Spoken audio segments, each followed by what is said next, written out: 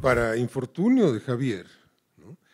Cuando uno empieza a leer, porque realmente la reflexión de esta recopilación de columnas es una reflexión sobre la oposición. El ritmo lo va poniendo la 4T en su primera fase, en los primeros 6 años, pero la reflexión casi invariablemente es ¿qué están haciendo los otros? Y los otros están en la pendeja. Es decir, se les llega al fondo muy rápido, se les llega al fondo muy rápido porque no tienen mucha sustancia, porque lo que hay es vacío. Pero leyéndote, yo empecé a reflexionar y me dije, a ver, ¿desde cuándo es esto así? ¿Desde cuándo es este vacío? ¿Desde que pierden el poder ejecutivo y el legislativo? Pues no, yo creo que es un vacío que viene de muy, muy atrás. Fíjense, si uno empieza a pensar en retrospectiva y a decir, bueno, en el año 2000 estos no tuvieron a quien poner en la presidencia más que a Vicente Fox. Imagínense la miseria político, intelectual, moral, que representa eso. Estamos ya hace 24 años viendo un régimen agotado. Digo, por no irnos 6 años antes a Zedillo, ¿no? Porque bueno, fue un accidente del giro de los 360 grados del cuerpo y la bala, ¿no? Rasante y toda esta historia. Fox es el recambio que se plantea el régimen cuando llega a un agotamiento, cuando la fórmula PRI ya saben que no da resultado. ¿Y qué hacen? Engatusar al país con un cambio con la cara de Vicente Fox. Pero no encontraron uno mejor, es escandaloso. Y al siguiente lo tuvieron que imponer, porque perdieron la elección. Ya habían perdido la del 88, y perdieron la de 2006, y perdieron la de 2012, y imponen a Calderón, y después, ¿cuál es su mejor carta? Enrique Peña Nieto. ¿Qué representa Peña Nieto, además de muchas ganas de jugar golf y de irse de golfo? Pues nada. Bueno, ¿qué quiere decir esto? Esto quiere decir que el régimen neoliberal entró en crisis muy pronto, muy pronto. ¿Y por qué entró en crisis? Porque no tenía proyecto de nación. Se ha hablado mucho de los 2 proyectos de nación en pugna, es mentira. Del otro lado no hay proyecto de nación. Ese vacío es que no tenían una idea de qué proponerle al país como un conjunto de reglas de convivencia, para todos sus sectores, para sus clases, para todo esto. ¿Y qué implica esta carencia? Implica que desde 1982 por lo menos, el país está sin proyecto de nación, porque se acabó el desarrollo estabilizador, que sí era un proyecto de nación, nos puede gustar o no. Tiene miserias, tiene cosas espantosas, tiene cosas muy luminosas, pero era un proyecto que le ofrecía un lugar en el mundo a cada persona en este país, que podía conciliar clases sociales, que podía conciliar empresariado, campesinado, clase obrera, con toda la corrupción de la CTM, si ustedes quieren, con toda la corrupción de la CNC, de la CROC, pero había una propuesta para cada clase. Esto entra en crisis por razones que no vienen al caso y lo que lleva al poder la conjura del golpe de Estado electoral de 1988 no es un proyecto de nación, es un plan de negocio. Es un plan de negocio que básicamente consiste en darle al capital un nuevo frente. Es decir, el capital es una cosa muy vieja, es anterior al capitalismo, que empieza con el capitalismo terrateniente, que tiene tasas de ganancia de 2% anual. Y luego se va al comercio, y luego se va a la industria, y viene la revolución industrial, y las tasas de ganancia empiezan a incrementarse y empiezan a ser cada vez mayores, y luego de la industria regresa al comercio, y tiene tasas de ganancias de 10%, de 20%, y luego incursiona en la especulación financiera en donde logra ganancias del 50%, del 100%. Metí 1,000 pesos en 2018 a bitcoins, dije, a ver qué pasa. Se me olvidó, se quedaron las claves metidas en un libro, el libro se perdió. La semana pasada me lo encontré y dije, ay, a ver, ¿cómo están mis bitcoins? ¿No? Tengo $1,000. De 1,000 pesos a $1,000. Se multiplicó por 20 en 2018 la fecha, ¿no? Bueno, pero cuando el capital ya no logra saciarse con las utilidades de la especulación financiera, ¿cuál es el siguiente negocio que va a inventar? Las privatizaciones, comerse al Estado, comprar bienes públicos a precio de ganga. Imevisión, Teléfonos de México, Mexicana, Aeroméxico, Altos Hornos, ¿no? Contratos. Ustedes saben que hasta la fecha el ISSSTE no es dueño de una sola camilla en el territorio nacional, porque todas están rentadas a una empresa y ese contrato tramposo, mafioso, no se ha podido deshacer, porque tienen el respaldo pues, del Poder Judicial, ¿no? Es decir, así son los amarres. Ese es el plan de negocios, comerse al Estado, lo que significa a fin de cuentas comerse al país. Lo que significa convertirnos en un Estado exportador de carne humana, que es lo que significó, despoblar al campo y echar a la carne humana y venderla a precio de ganga, ¿no? O aquí, ¿no? En las maquiladoras de la franja norte del país. Y las campesinas, los campesinos, las y los indígenas, las mujeres, los trabajadores, pues que se rasquen con sus propias uñas. Ah, no, les vamos a crear oportunidades, ¿no? ¿Y qué son las oportunidades? Pues las oportunidades son una ventana temporal, discrecional, que se abre, se cierra y si no la aprovechaste, pues es porque eres pendejo, ¿no? Como diría Xóchitl, ¿no? Si a los 60 años no tienes un patrimonio es porque eres bien güey, ¿no? Lo dicen, porque son así de impúdicos, ¿no? Y lograron, fíjense lo que lograron con esa prédica que mucha gente de la 4T hable de la necesidad de crear oportunidades.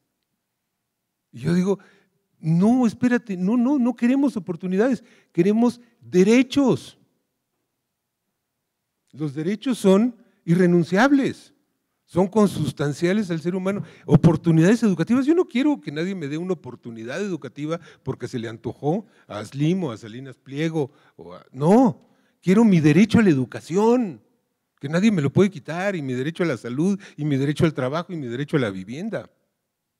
Bueno, impusieron una moral cuyos principales principios son productividad, rentabilidad, competitividad, excelencia.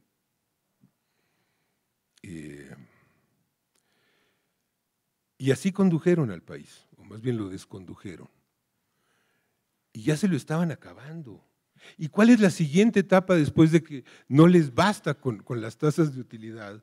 Que son bien altas, porque si ustedes recuerdan, pasamos de tener 2 multimillonarios en dólares a tener 13 en el lapso de 6 años. Pero no les basta, quieren más. ¿Qué es lo siguiente? ¿Qué es más rentable que privatizar empresas públicas?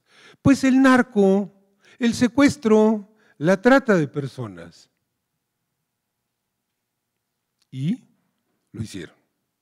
Y pusieron al jefe de la delincuencia de secretario de Seguridad. Y antes ya lo habían puesto en el CISEN, ¿no? A García Luna. Y después lo pusieron en la Policía Judicial. En la AFI. A que dice que reestructurar aquello, ¿no? Después de irse a tomar un curso a Estados Unidos. Bueno. Pero esto es un plan de negocios delictivo, ya en sus últimas consecuencias, pero no es un proyecto de nación.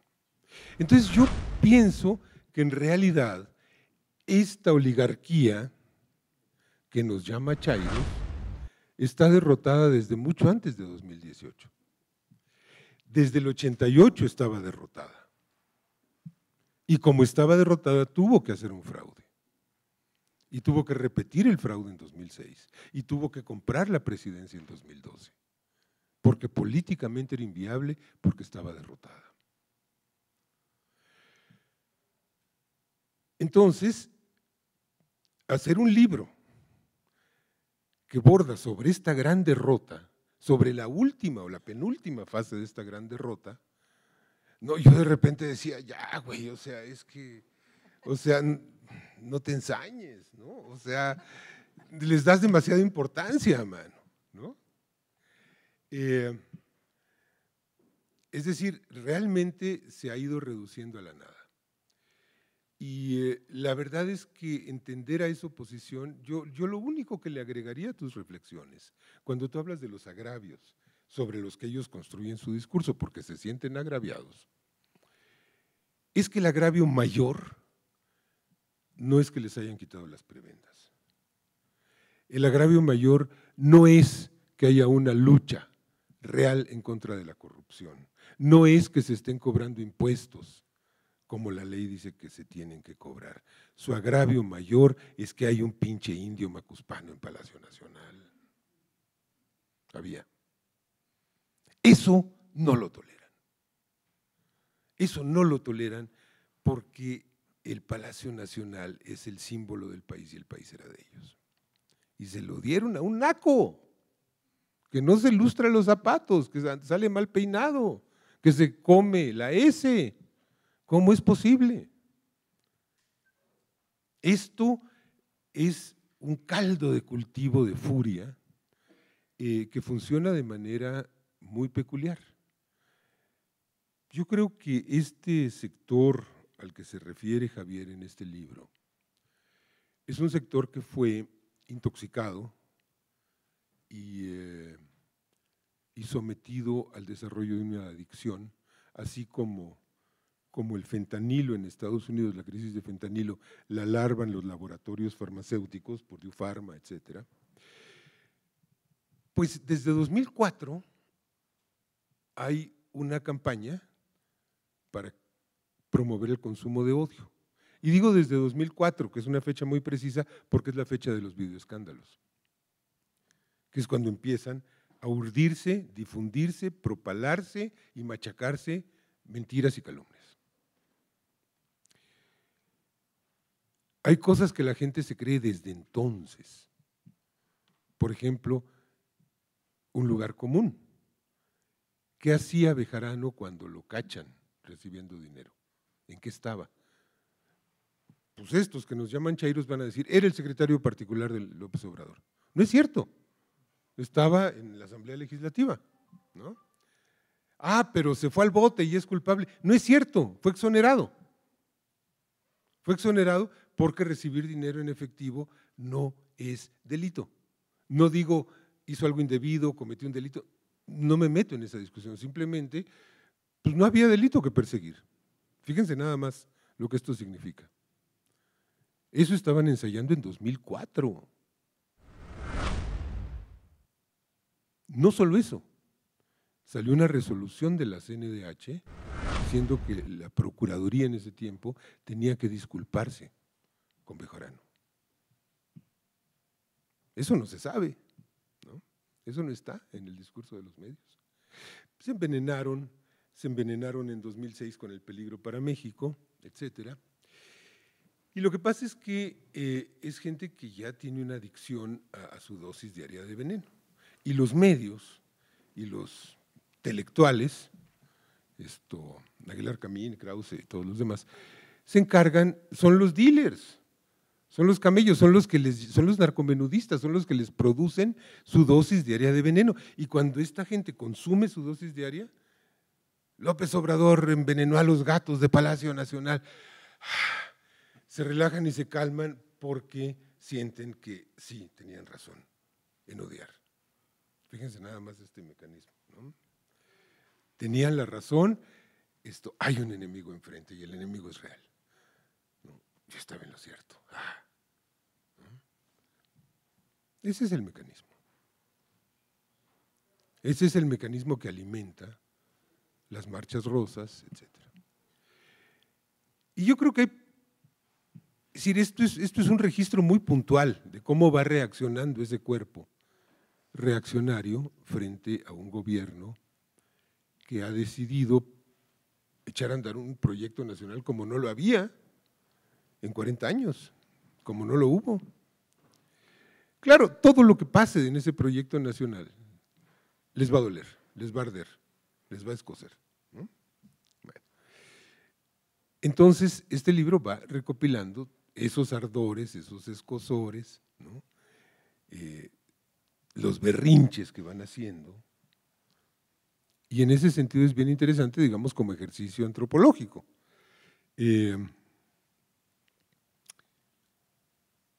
Hay una oposición que no está, que es políticamente menos relevante, pero que a mí me parece más interesante, es un reproche, que es la oposición de izquierda. Los que están en otras instancias, el zapatismo. ¿Qué pasa con el zapatismo? O sea, yo creo que el zapatismo está muy desaparecido, ¿no? Pero el zapatismo tiene un discurso y no es simplemente la elaboración demagógica de un afán de negocios delincuencial, como es el caso de la reacción, ¿no? Tiene una visión del mundo. Yo no estoy de acuerdo con ella, pero la tiene. Lo cierto es que hay segmentos de esas izquierdas que se van radicalizando hacia la reacción, lo cual es bien interesante. Les voy a platicar una anécdota porque ya pasaron 6 años, pero que de Facebook y de Twitter no salga, por favor, ¿no? En el primer año de gobierno hicimos una entrevista colectiva, varios de la jornada, a López Obrador, y fuimos a Palacio Nacional y estuvimos preguntándole lo que nos dio la gana. Y alguien de nuestro equipo le dijo, a ver, presidente, ¿qué pasa con los vuelos rasantes de la Fuerza Aérea Mexicana sobre las comunidades de Chiapas? Y Andrés le dijo, pues, ¿cómo que qué pasa? Pues no existen. Y este compañero nuestro le dijo, ¿cómo que no existen? O sea, aquí está, lo está denunciando el Centro PRO. Y Andrés Manuel con una total seguridad le dijo, pues tu Centro PRO está mintiendo porque no hay vuelos rasantes sobre las comunidades. ¿Y cómo lo sabe? Pues porque me pasan el reporte de la Fuerza Aérea todos los días a las 6 de la mañana. Y le dijo, tráeme un video de un vuelo rasante en una comunidad de Chiapas y entonces te creo. Pero no hay vuelos rasantes. Y no lo sabía. Les juro que no lo sabía. Sigue sin haberlos. Pasan cosas muy graciosas. Luego hay comunidades zapatistas que dicen, oye, mándanos a la Guardia Nacional, pero no lo digas porque si no te vamos a mentar la madre, ¿no? Estas contradicciones a mí me parecen bien interesantes, bien interesantes. Y yo creo que tenemos un pendiente, quienes de alguna manera, de una u de otra manera, estamos alineados con este proceso, que es ver hacia adentro y hacia nosotros. Porque a mí me parece que los peligros que enfrenta la 4T no están en el PRIAN, no están en el monito el Junior tóxico, ¿no? Claudio X, ¿no? El Choconostle. No están en Xóchitl, no están en Lili Telles. Es decir, estas son operetas ya vacías de contenido, muy divertidas, o sea, de veras, si Lili Telles no existiera, habría que inventarla porque es una botana. No. Además, fíjense, tienen un vacío que es el peor de los vacíos que podrían tener. No tienen al empresariado. Y no tienen al empresariado porque la 4T le da un lugar al empresariado. Los empresarios están con AMLO, mayoritariamente.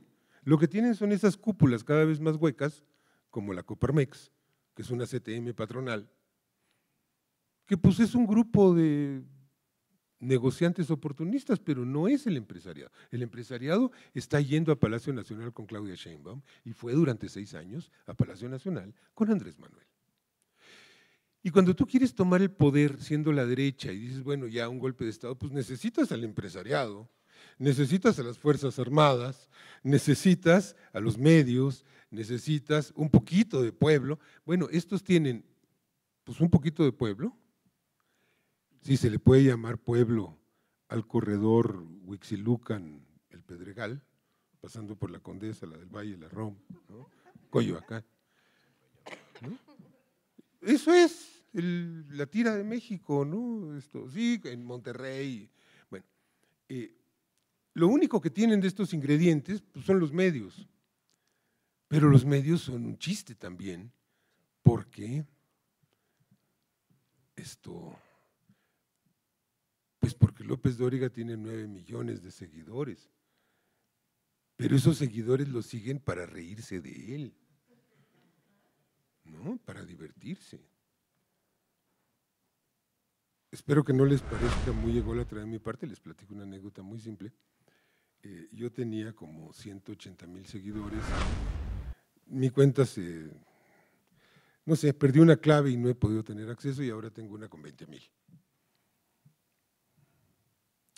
Y el último día de Andrés Manuel, el 30 de septiembre, pues se le hizo un pequeño homenaje, que era una versión de La Paloma, que Eugenia León la cantó, yo escribí la letra, chan, chan, ¿no? Bueno, López Dóriga estaba tan enojado, no, ya ni siquiera con López Obrador, ya ni siquiera con Eugenia León, conmigo, ¿no? Y le dedicó todo su programa de Radio Fórmula a decir que era un texto pésimo, el mío. Decía, es que es la rima por la rima, es Chapultepec con bistec, y se la pasó molesto, 15 minutos en Radio Fórmula, eso cuesta un dineral. O sea, un güey con 9 millones de seguidores preocupándose de uno que tiene 20,000, no tiene sentido, están en la lona, están totalmente perdidos.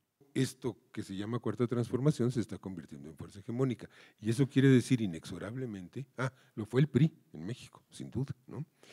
Inexorablemente eso quiere decir que una buena parte de la vida política se va a dirimir adentro. Y eso lleva a cosas muy complicadas, a la tentación de los complots, de las intrigas, de las purgas, etcétera. Y yo creo que uno de los desafíos hacia adelante de la 4T es darse a sí mismas reglas para dirimir diferencias que van a estar, que ya están, porque a la derecha no la tenemos metida de las elecciones del año pasado, ni del acuerdo político de 2017, ¿no? Noviembre de 2017, no, las tenemos desde la segunda campaña de Cárdenas. Yo no sé si ustedes recuerdan, bueno, los jóvenes no, pero en ese año se adhirió a la coalición de las izquierdas el Partido Demócrata Mexicano, el del Gallito. ¿Qué era el Partido Demócrata Mexicano? Pues el brazo político de los sinarquistas, que esa ha sido siempre la ultraderecha. ¿Y por qué se adhirieron a Cárdenas? Pues es muy sencillo, porque son campesinos, porque son pobres, porque son olvidados, marginados y porque son nacionalistas. Ahí está. Y en 2018 se unió el PES. Es un partido de derecha, era, ya se murió. Era un partido de derecha, con una ideología de derecha. Desde entonces estamos teniendo una hegemonía que hay que gestionar. Y yo creo que ese es uno de los grandes desafíos. Pero si ustedes quieren, se van a divertir al principio y luego van a decir, ay, Javier, ya chole con estos, o sea, búscate otros pinches personajes porque no, estos están siempre en lo mismo. Novélalo, ¿no? Pero no se van, pero se desvanecen en el aire. O sea, se están volviendo transparentes de manera muy acelerada, ¿no? Es decir, vean los ridículos que hacen en el legislativo. Aquí el compañero César Cravioto les puede contar, ¿no? Se suben a la tribuna de veras a exhibirse como idiotas. E insisto, esa idiotez no refleja necesariamente falta de intelecto, lo que refleja es falta de proyecto. Léanselo, pero tengan sentido antropológico. Léanlo en el entendido de que es una suerte de tratado de los fifitecas, ¿no? Que es una etnia que medra en ese cinturón de riqueza, ¿no? De México, y que tiene pues clases medias y agregados, etcétera, ¿no? Eso es lo que yo tendría que decir, les agradezco mucho.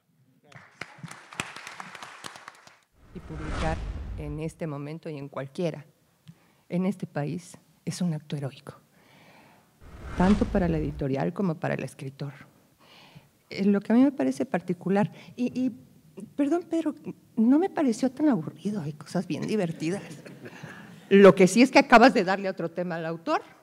Yo creo que el año que entra estaremos presentando desde la izquierda, por la izquierda, echando el ojo. Era una provocación. Está bien, está bien. Lo interesante de este libro es que nos retrata todo un sexenio, desde el punto de vista de un autor, y esto es importante. Y además, a través de sus columnas está reflejando todas las facetas de lo que ve, de lo que está pasando. Es un goteo de cómo se fue formando el sexenio, qué pasó y cómo reaccionaron los otros, o cómo no reaccionaron. Es el compendio de las ridiculeces, como bien dijo Pedro, de una oposición deslavada que nunca existió, más que nominalmente, eso sí, para cobrar. No sé si Javier en algún momento, cuando estaba escribiendo cada columna, lo hacía con la intención de publicar. Supongo que no, pero qué bueno que finalmente lo hizo. Tener este tipo de documentos nos sirve, no para nosotros que lo acabamos de pasar y lo seguimos viviendo en el segundo piso, nos sirve para ese niño que está ahí, justo así. Y es un libro que se lee muy fácil, porque son columnas breves que van retratando momentos específicos de cada historia. Escogí al azar un fragmento.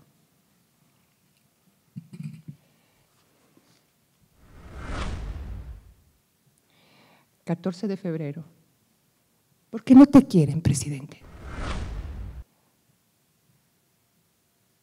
Besos vendidos, ni dados, ni recibidos». Refrán popular. 1. Intentaré plasmar algunas ideas de por qué hay un amplio grupo, aunque minoritario, que no quiere al presidente y o al proyecto 4T. Las encuestas le dan a López Obrador rangos de aprobación en población total superiores a 60%.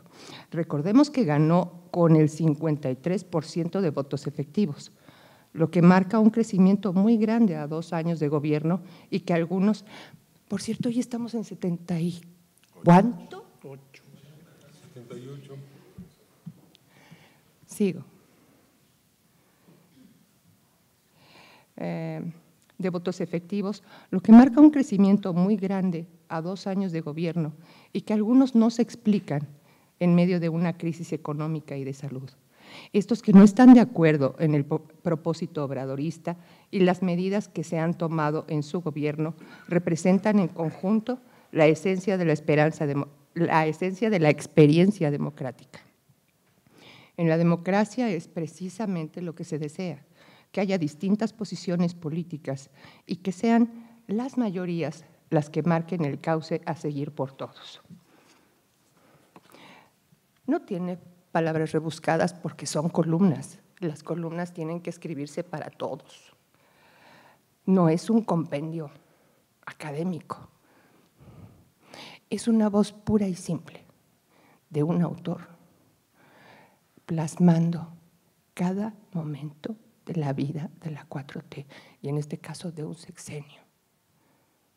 Esto es lo importante y ojalá hubiera más libros de esta naturaleza que nos permitieran a futuro ver cómo se gestó, ¿qué pasó? Pasaron muchas cosas en 6 años. Ahora en 100 días, Dios mío, ¿cuántas más han sucedido? Lo estamos asimilando, gracias. No.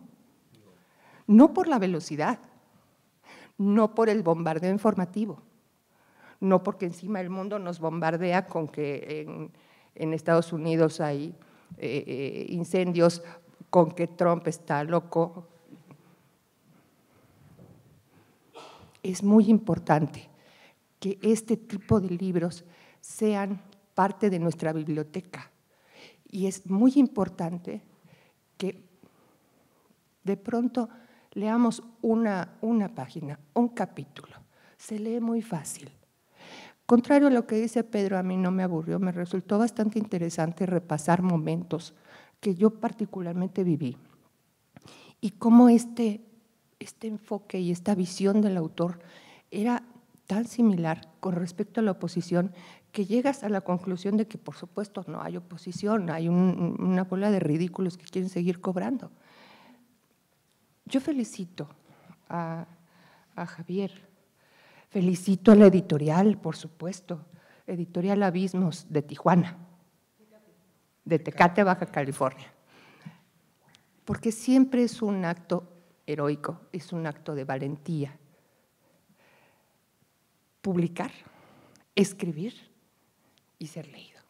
Muchas gracias. Cuando a mí Javier me invita a formar parte de este proyecto, no nos conocíamos, nunca nos habíamos visto en persona, nos conocíamos por las redes sociales, los medios de comunicación, y la verdad es que me llamó la atención porque en algún sector de la izquierda a mí no me quieren porque me dicen que me veo demasiado fifí o fresa. Y yo siempre he dicho, bueno, pues también habemos chairos fifís, ¿no? No es forzoso que uno tenga que tener un estereotipo para poder caer bien o caer mal, ¿no? Y como yo lo he comentado, ¿no? Mi padre fue militar, mi abuelo fue militar, mi abuelo peleó con Zapata en el Ejército Liberador del Sur, fue teniente coronel, y eso le dio una ideología a mi familia de cómo tenían que darse las cosas. A lo mejor con los años yo me terminé convirtiendo en un niño fifí o fresa, pero la parte de izquierda en mi corazón siempre ha estado ahí.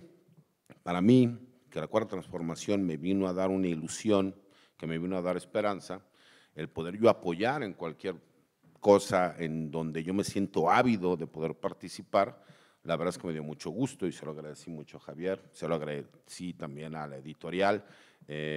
Cuando yo empiezo a leer las columnas, me enganché inmediatamente porque nos va explicando cómo fue el sexenio. Y si algo tiene Javier, que es lo que a mí me gusta, es que explica las cosas de forma muy sencilla. Y como decía Pedro, yo decía, bueno, es que pensamos casi igual, a lo mejor por la ideología, por el pensamiento, por lo que ustedes quieran, pero me gustó mucho el tener la oportunidad de poder hacer algo cuando yo, teniendo 29 años, me toca ir a manifestarme, cuando quieren desaforar a Andrés Manuel López Obrador. La verdad es que nunca he sido de pertenecer a un partido político, pero el personaje me enamoró. Estuve ahí, aparte, pues el que era Procurador General de la República, que era un general que en mi vida personal tuvo mucho que ver con algunas cosas, pues obviamente me hizo estar del lado de quien yo consideraba que tenía la razón. El discurso que él da en el Congreso es uno de los discursos que más me han llegado a mí en lo personal, en mi vida, y yo dije, ese es el hombre al que quiero seguir, ¿no? Yo fui a lo mejor, y algunos me dijeron que qué payaso de los que estuvimos en Reforma, y que dije, mi general López Obrador, usted diga, y aquí estamos, ¿no? Porque realmente creo en el proyecto de lo que se piensa, lo que se dice y lo que se hace. Coincido con lo que dice Pedro, creo que se tiene todo para que el gobierno de la Cuarta Transformación realmente esté por muchos sexenios en el país, y el problema que nosotros tenemos es a lo mejor los problemas internos que tenemos en la Cuarta Transformación, ¿no? Si opinamos unos de otros, si a lo mejor algunas personas que tengan la facilidad de que los medios de comunicación los busquen, me decían, ¿por qué lo buscan ustedes los medios de comunicación? Yo decía, bueno, es que quien en su sano juicio se dedica a ser especialista en derecho militar siendo civil, pues creo que habemos 10 pelados que hacemos eso en México, siendo civiles.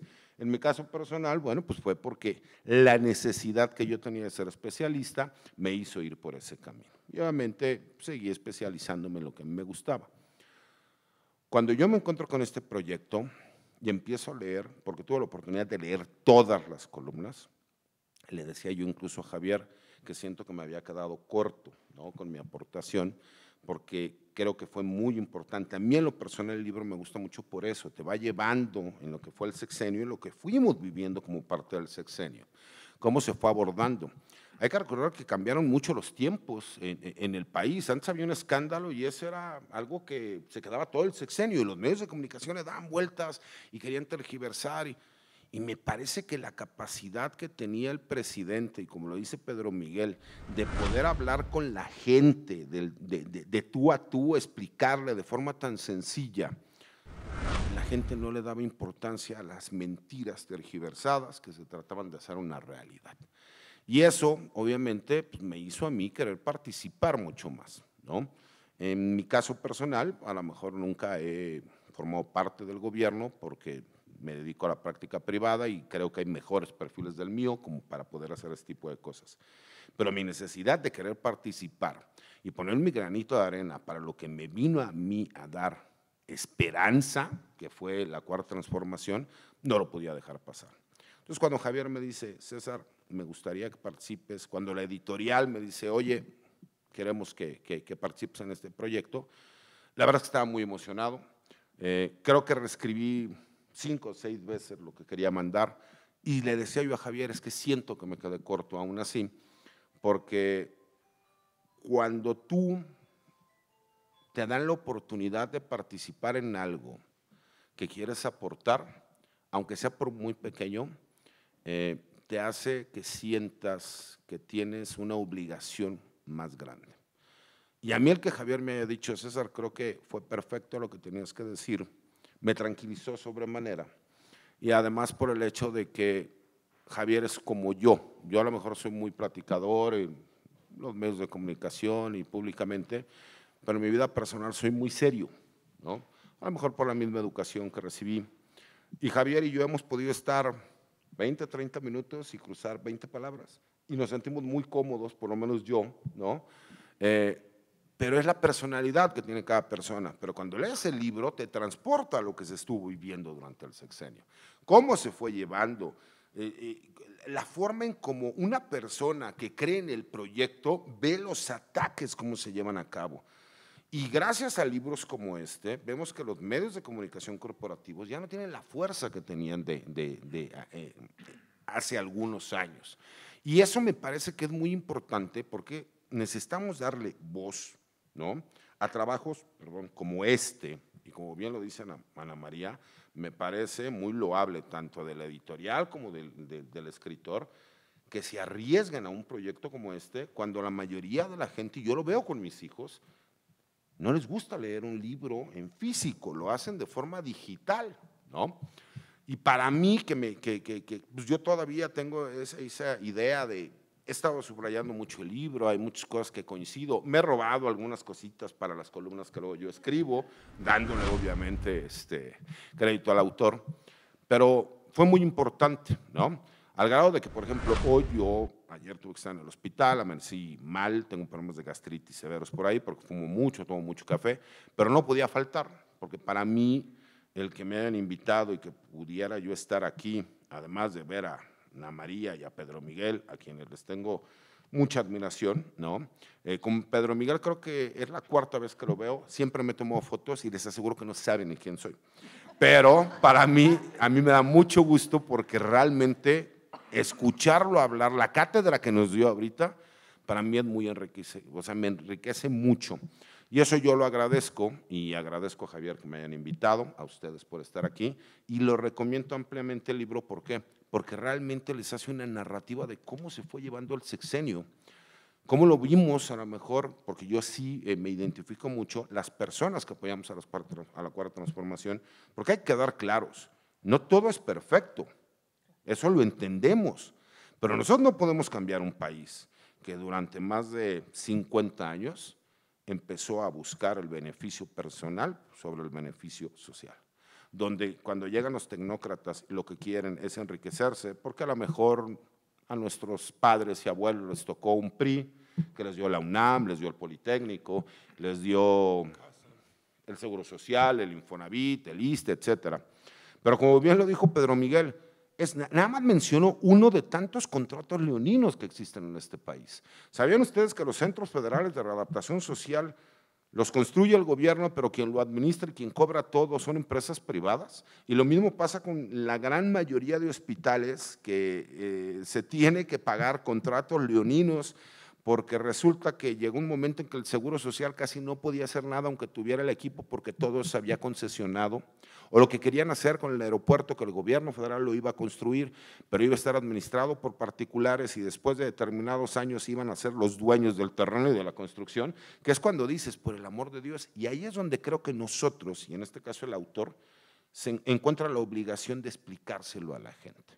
Y por eso me sentí identificado y me siento muy agradecido de que me hayas ser parte de este proyecto, mi querido Javier. Muchas gracias y gracias a ustedes por venir. Yo preparé algo muy breve para leerlo, pero lo que yo tengo que decir está en el libro.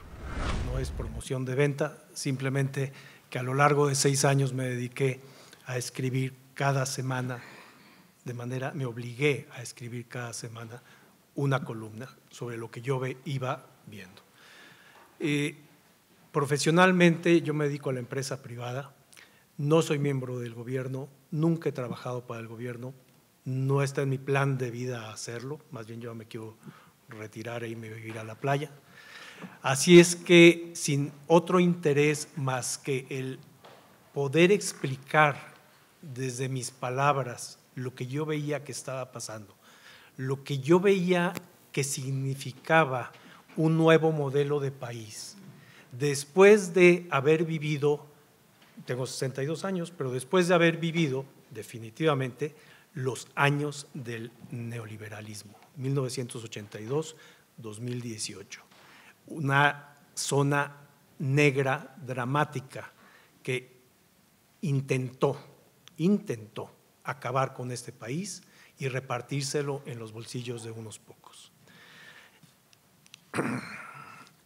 Me gusta mucho referirme al historiador michoacano Luis González y González, aquel que decía: hay disciplinas en las que todo hijo de vecino puede meter su cuchara. Una de esas es la historia. Tal vez de él tomo la licencia para que yo, sin ser historiador, haya escrito esta crónica sobre el sexenio 2018-2024. El neoliberalismo con que se condujo a México durante décadas, particularmente de 1982 a 2018, trajo enormes consecuencias negativas para el país.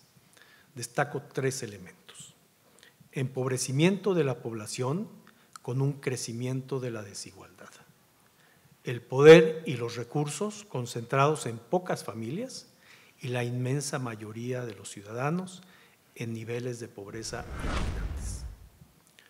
La violencia y el narcotráfico, que no solo causó muertes y desapariciones, sino que permeó como forma de vida en parte de la sociedad. Y otro elemento de gran importancia, que alienó a ciudadanos que se amoldaron a lo que las noticias y televisoras les plantearon como verdad, por más alejada que esa verdad estuviera de lo que ellos mismos pudieran constatar, y que preparó el modelo del guanabí clasista y soberbio del conservador mexicano actual.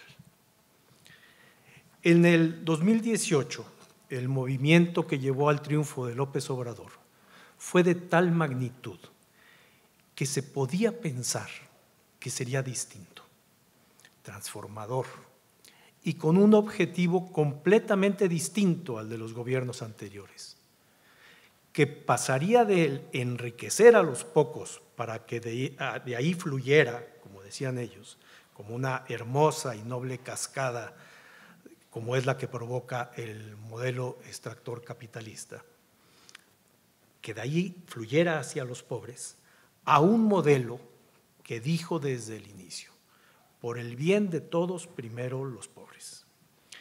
Y esa es la historia que quise contar y que nos trajo aquí el día de hoy. La historia se alimenta de datos. En el libro están los datos.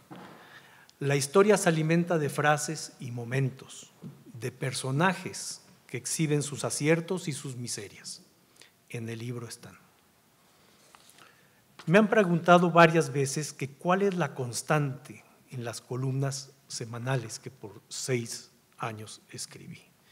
Y que debo decir que aquí mis compañeros, Pedro Miguel, lo vieron muy bien, lo leyeron muy bien. Encuentro varias, pero si tuviera que elegir, me quedo con una.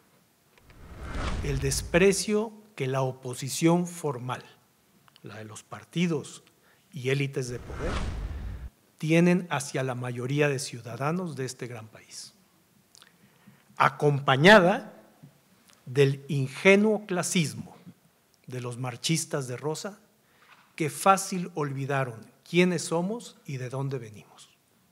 Ellos, ambos, élites y rosados, que nos dicen nacos, chintos y chairos.